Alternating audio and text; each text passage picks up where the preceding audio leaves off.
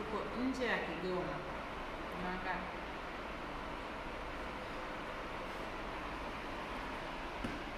Wangapi ambao tuko sasa? Maana hapa kuna mwenyekiti amesema kuna wengine ni wajasiriamali.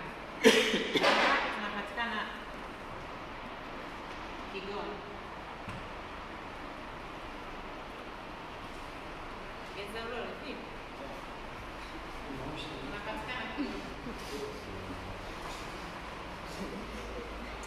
Ninashukuru.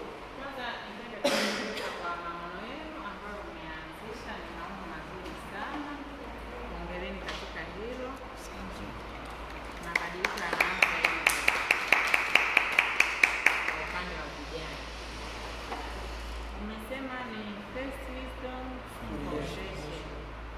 Kwa maana hiyo mnataka kufungua, yani maono yenu yalikuwa kwenye upande wa shirika, si ndivyo? Ndio.